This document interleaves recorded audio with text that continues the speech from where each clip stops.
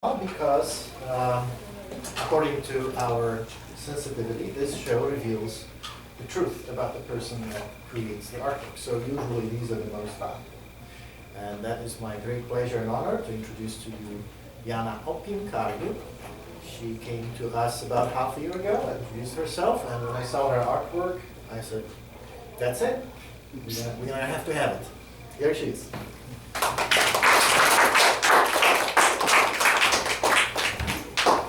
Hello and good evening. This is the first time that I've done a public talk, so bear with me here. I never made myself out to be too much. Not that what I'd experienced didn't hold weight or didn't matter. It did, but what I do have to say or feel that wasn't felt or done before. And that's when I realized that, yes, even though similar stories have been told many times before, it matters to give it weight. The solidarity that I felt was my own. The unbearable guilt, anguish, doubt, it was mine. These aren't new human experiences or feelings. The power, however, I've discovered in the vulnerability and feeling the depths of these truths. And feeling those stories and truths and vulnerabilities with other people together. The weight of which is more than words. We know because we know. And because we feel, and I do what I do because I feel lost without it. I am my paintings and my paintings are me. And everything I do in these paintings is a self-portrait of my soul and my psyche, what I was, what I am, the meditations on which I paint. The piece that started it all was similar to No Strings Attached, though it was acrylic on a gold background, a Ryukin goldfish with a red balloon and pearls around her body. It started as a sketch when I was sitting by my apartment pool in Albuquerque late one spring afternoon. It was 2018 and I was about to graduate college when this idea broadsided me. A series about little creatures on an infinite shining background such that they emanated a regality. I didn't really know what it meant at the time, it just seemed cool, and I knew it could make a pretty promising series. And I didn't have a series of any kind coming out of college. And I did my 2 degrees in art history and studio art, mostly focusing on lithography, but they were all standalone images that lacked conversation with one another. At the time, I took much solace and inspiration from reading Neil Gaiman's Sandman series. Running away into dreams has always been a go-to for my mind when reality turns sour, gray, or monotonous. Besides the Dream King, I liked the character Delirium the most. Many times she was drawn and painted with fish and balloons surrounding her, always colorful but somehow sad. Maybe like me, I thought. 6 years of formal education and 2 degrees under my belt, but nearing my 7-year relationship with my fiance, and that was falling apart. The long and short of it was we'd grown apart, and we wanted different things out of life. And I wanted more. I wanted so much more, and it terrified me. I wasn't guilty, though. At the time, I wasn't. I wasn't guilty for leaving my fiance behind in Albuquerque when I decided to take an internship and apprenticeship in Salida, Colorado, for the summer. I didn't know how long I'd be away, and frankly, I didn't care. I was anxious to be able to breathe again, to be away from the walking on eggshells and the forced, pleasant conversations, to stretch my new knowledge of the art world and to show it to my friend and mentor whom I'd be working for. I lived in the back of that studio gallery. I learned how to run it, how to sell work that wasn't mine, how to make relationships. I cooked and made our dinners and lunches. I cleaned all that needed to be cleaned, the gallery, the studio, clothes, dishes, bathrooms. I wasn't paid, but I was happy to live like a bohemian and happier to live at the expense of someone I admired.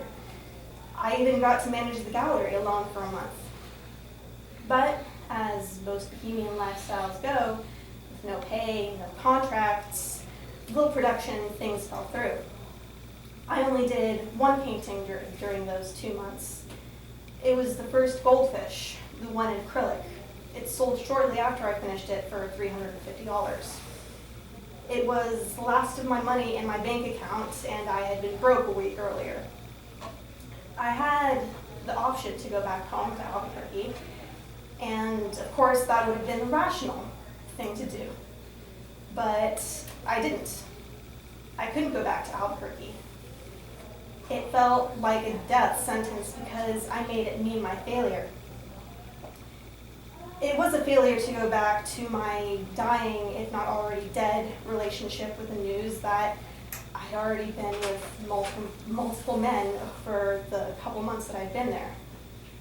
And I wasn't sorry. I wasn't sorry, but I needed to borrow more money from him, and oh, by the way, I was terribly ill and still didn't want to go back home.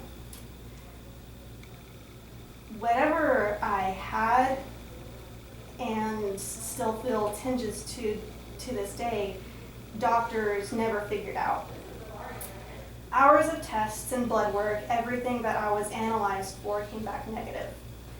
And I was put on multiple rounds of antibiotics anyway.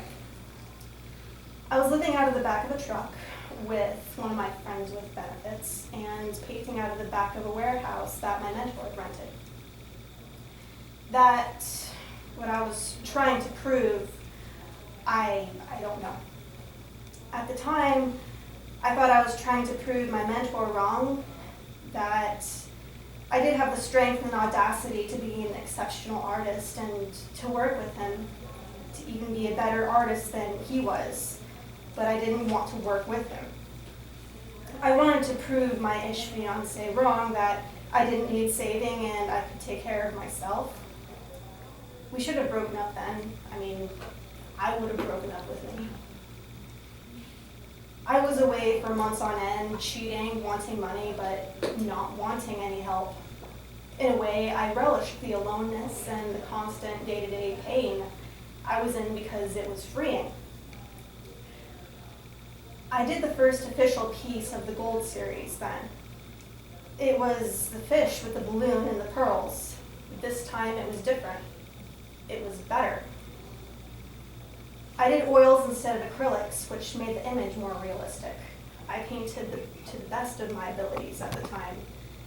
And I was happy that the fish with the human blue eye looked a little sad. She was me, caught up between my hopes and dreams that had the potential to bring me up, and the reality that I chose to wear that brought me down. I also did a second piece, a snail that rested on a blooming poppy's leaf looking at a star sapphire pendant. It was me wanting a more opulent reality, knowing that I wasn't thankful for what I had. And you know what? I got exactly what I wanted. There was a Shaolin monk that posed as a photographer and marijuana farmer that found me in my hankered, sickly state. I met him through the gallery and we had stayed in touch. I trusted him. He took me in and nursed me back to a less sickly state. And soon I found myself modeling nude in his grow as well as farming it. There was the promise of Las Vegas. He owned a penthouse suite in Veer Towers on the Strip. And I liked feeling pretty. At the time, it felt more important than producing my art. When I agreed to Vegas, I broke my engagement, but my feelings hadn't changed. Albuquerque meant creative death, and I was willing to do anything for the sake of knowing good art would come out of whatever spirit experiences were to come. I stayed with him though, the ish fiance. I did love him. Balancing two boyfriends at the time, both knowing of each other and both seemingly all right with the fact. And I thought I had it all. I felt like I was on top of the world and nothing could touch me. 5 months later, night after night of opulence and indulgence, dressing to the nines and strutting through the strip, feeling like royalty, I came to the realization that I hadn't remembered much of that time. Between taking a THC tincture for the day-to-day pain, regular painkillers, day drinking and night drinking, the days bled into one another. Some days I noticed new shoes, a new shirt, new lingerie. I modeled for Prada in these new things, my dazed, subservient eyes hidden behind massive dark blue sunglasses, the new, cheeky, sexy Jana. I wasn't sure whether or not I liked her. I suppose I wasn't thinking about it too much at the time. Some days I woke up to bruises around my neck and wrists, and sore, and I didn't know, but I did know where they came from. I didn't remember anything, and glad I didn't. My sketchbook remained empty, save for the dreams I wrote down and spoke gut feelings. Several years previous, I wrote these lyrics. A wise man once told me, be careful what you wish for, but I wished for you. Now there will be hell to pay. I left Vegas and the man that was there. I didn't cry when I left, amidst the screaming and the life threats that were made to me. The 17 hours that I spent in the airport and the physical and mental anguish I was in, however, proved to be a perverse sort of catharsis, and I was ready to go back to Albuquerque. But this was the darkest I had ever felt in my life when I came back. I couldn't find the courage to paint the power of what happened for months, and there was very little that held my relationship together at that point. I did go back to him, the ish fiancé, tail between my legs, grateful that he thought me worthy enough. I didn't feel worthy enough, though. Not an ounce of me did, of anything. I contemplated the purpose of the being of my life and what it was worth and what the purpose of my painting was worth. And I concluded at the time that it didn't amount to much. I had little faith that I could execute all of these things in my head with the precision that they needed to be in. And what would it do? The world doesn't need another artist. What benefit would be served for people to see my vulnerability and my grief? The physical pain I still battled on a daily basis, which one day took me to the hospital.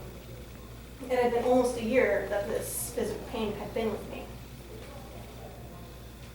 I only remember flashes, not being able to move, barely able to talk. I was unsure whether I was awake or dreaming.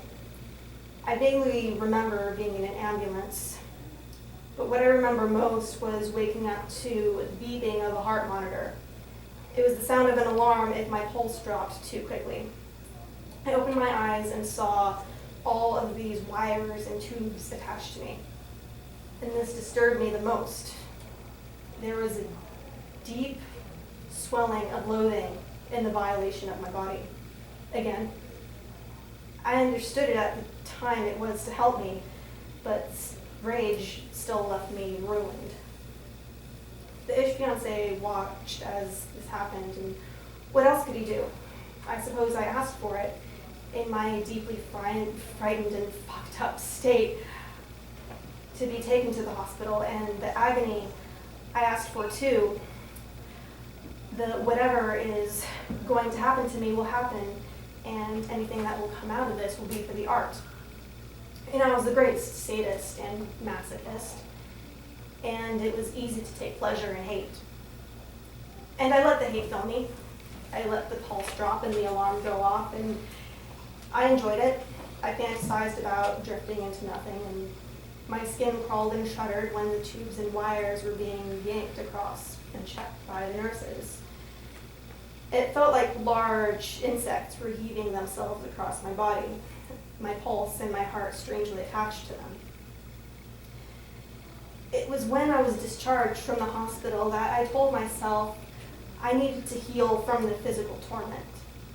The psychological torment, yes, I wanted to heal from that too, but I didn't know how to yet. No more pain medication, ever, unless I was screaming. And I decided that this experience was the punctuation mark at the end. That if I did not have what it needed to paint, what I felt needed to be painted, I never would. And yes, it was worth my life. Because my life was to paint. And if 1 ounce of what I felt could find its way into what I created, then the painting would take on a soul and a personality of its own and would therefore be successful. And that was that. The power and this strange and twisted catharsis found itself back into my studio in Albuquerque. The deceptively sweet gold series flourished from the dark feelings. Vegas's acidic colors and the small worlds that I knew in Colorado's and New Mexico's dramatic earthy tones.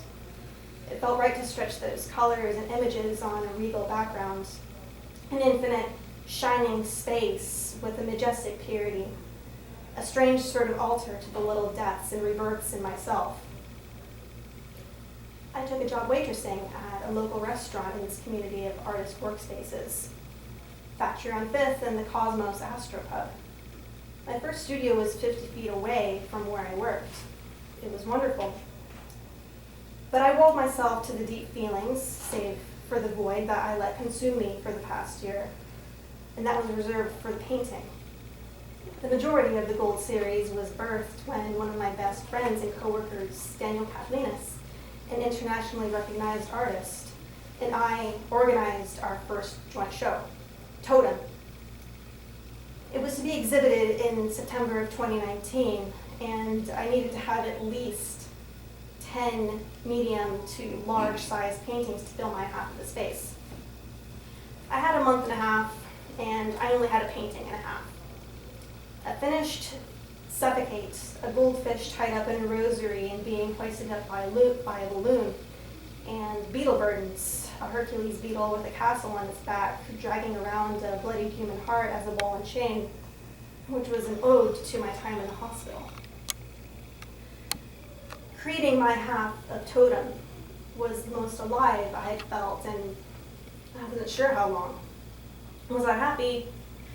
No. I was still far from it, and when I was not painting or working, I would be at the bar with hard liquor and a book. I was trying to interpret Carl Jung's Men and His Symbols. I never finished it, but I did take away the importance of symbology in most, if not all, cultures. And what I was painting are symbols and metaphors. I was painting one-liners and fragments of stories. In the month of creating Totem, I escaped into music and more books and graphic novels. I was never an avid reader, but I like to read just to read. I put my earbuds in at the bar, sat in the corner with a rum and coke, and listened to post-punk and death rock and read and draw or write until the bar closed.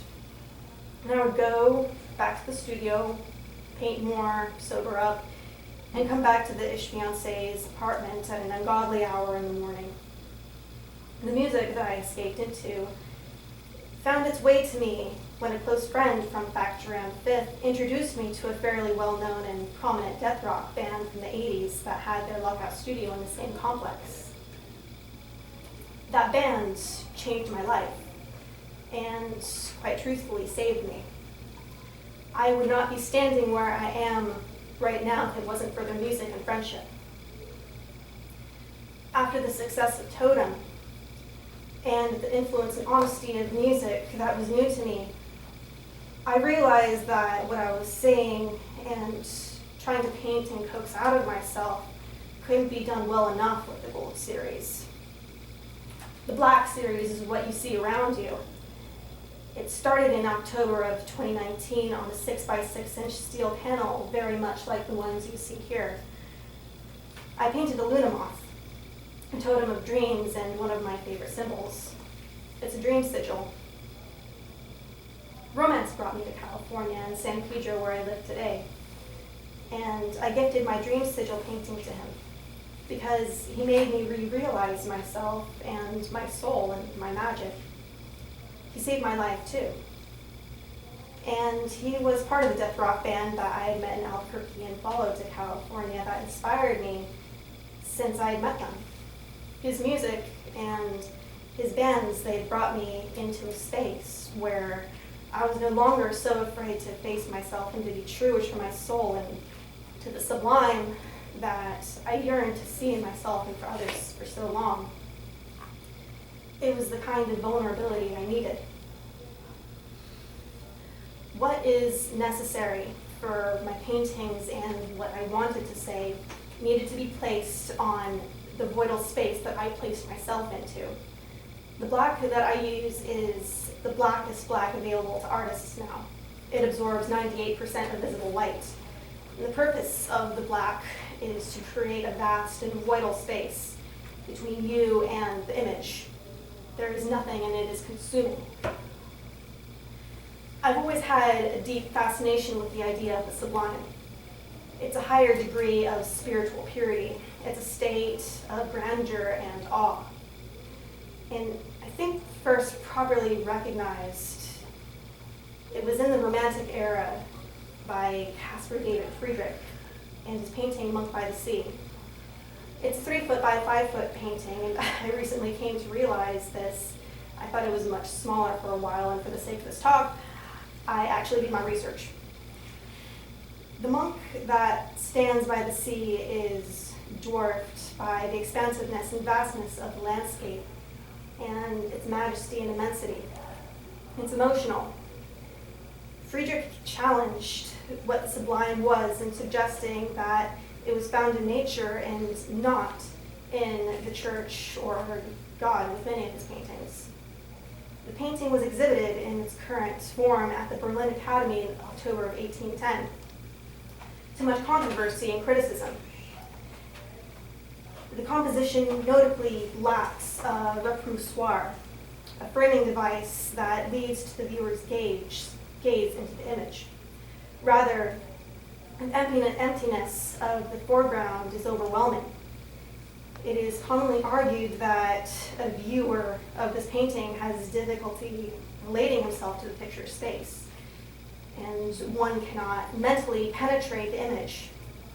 And Friedrich has created an unbridgeable gap between the monk and the viewer, and the monk is cut off from us spatially and existentially, and there are no transitional landscape elements that might soften the effect, and only a sky and a flat foreground, void of greenery, and a dark sea reduced to a narrow band on which no vessels sail. Friedrich has compressed space into matter, anticipating abstract art. Monk by the Sea has since been described as perhaps the first abstract painting in a very modern sense. Modern artist and abstract expressionist Mark Rothko was famed for his color field paintings. In creating a purely abstract image, there is no existential gap that needs to be bridged, and the sublime is brought into immediacy. Quoting from Philip Shaw's essay on Mark Rothko's Red on Maroon, it was worth considering the effect of scale. Measuring roughly 7.5 by 8 feet, Red and Maroon is extremely large. To paint a small picture, Rothko once commented, "It is to place yourself outside your experience. However, you paint the larger picture. You are in it. It is something you command.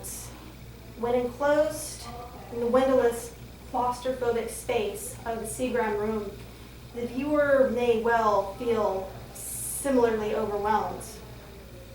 In his later works, particularly the Houston Chapel series with the Versailles paintings and his final phase, Rothko goes to an even further equating the effects of the scale and the obscurity of the defeat of spiritual significance.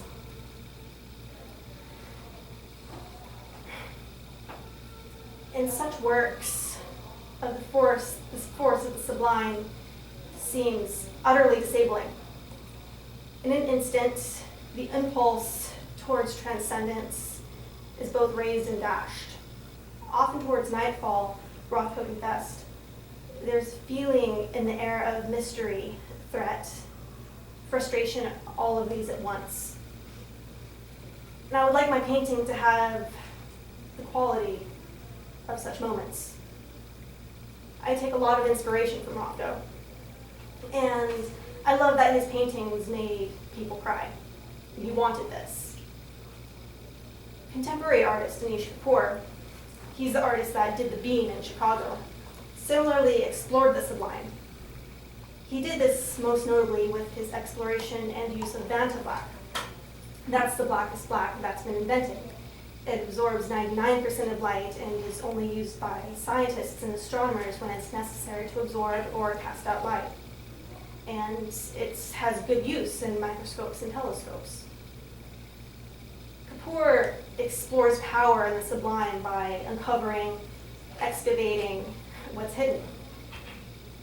Pieces from a narrative playing the light in works like Sea Curve and Sky Mirror, and darkness in sectional body preparing for monastic singularity and dirty corner, to descent like shooting in the corner and dissension.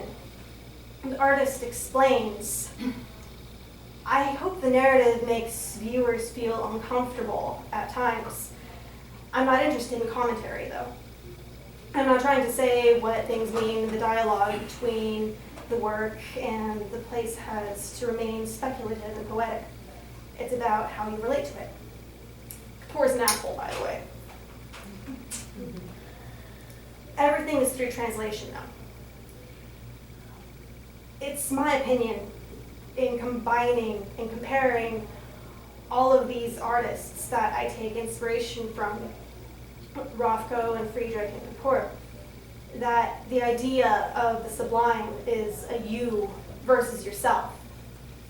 When the viewer comes into contact with the paintings, and I want to do this too, but I don't want to think of the sublime as something that is hidden. I see the sublime as a space that is inside us. We're familiar with it. It is the vastness of our minds that we dip into every once in a while. We do it when we dream. We can feel it hormonally with adrenaline rushes, increases in serotonin and dopamine. And we're so much more than what we make ourselves out to be. I want to create the vulnerable and the deja vu feelings. When feeling is involved, it transcends space and time. And that's the magic there. That's the vulnerability. The images that I paint, I do my best to make them both beautiful and uncomfortable. Vulnerability isn't supposed to be a very comfortable thing, but it is how we transcend our boxed mindset, the 9-to-5 jobs, the bills we have to pay, and what we need to survive in these days. But I want you to realize your soul. It is how we free ourselves. When memory is gone, feeling remains. You might not remember how and why you relate to what or others have painted, like me, but the feeling is there, and it can pull through and pull at the heartstrings. Don't feel frightened by this. It takes courage to be vulnerable with yourself and with others. This is the first step in realizing the magic that is inside you. Magic is the soul. It is the sublime. Our soul is the vast expansiveness that we share and we visit.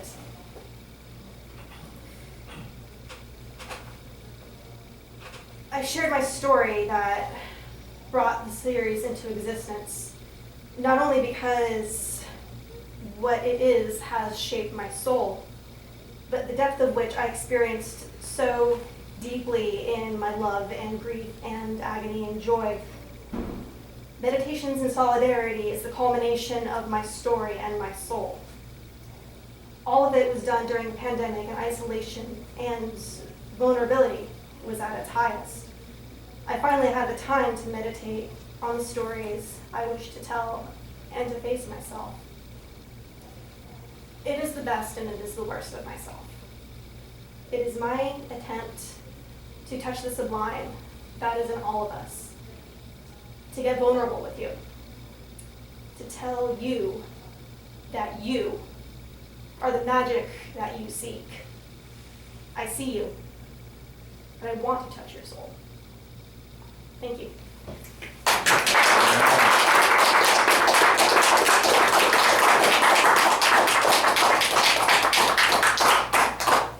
I can take questions now if anyone would like.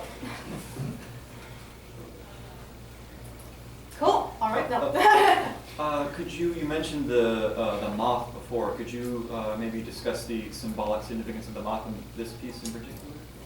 Well, this is actually this is a death's head moth, and the death's head moth is actually it has different symbology in different cultures, and it's a symbol of death, but also lust and love, and I kind of like to put that twist on the painting, whether it is a death or whether it's a sort of rebirth of lust and love.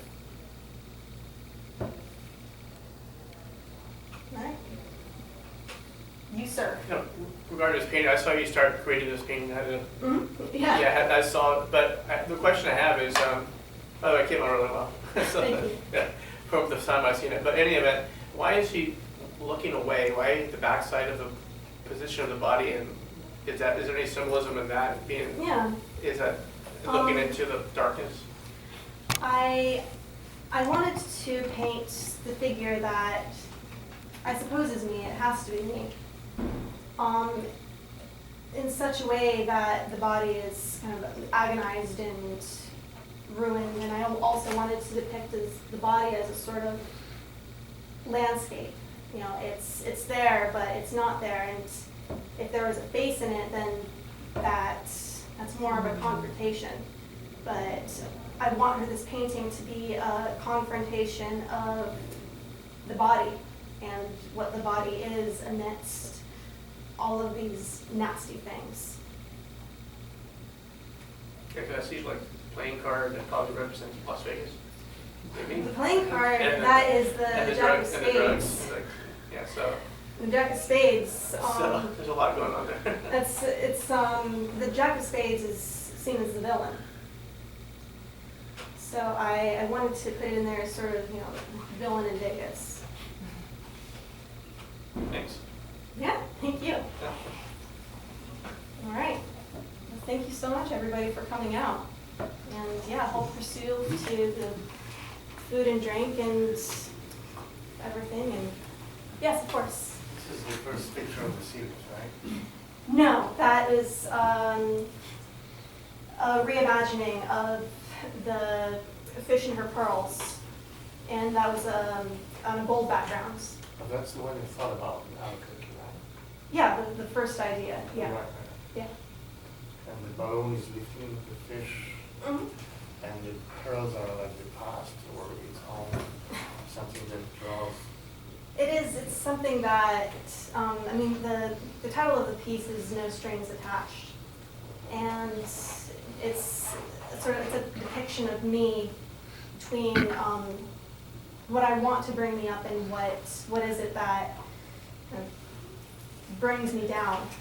And I'm caught between these two things. All right, everybody. Yeah, you can stay as long as you like, and we can take a look around, and I'll be here until 10.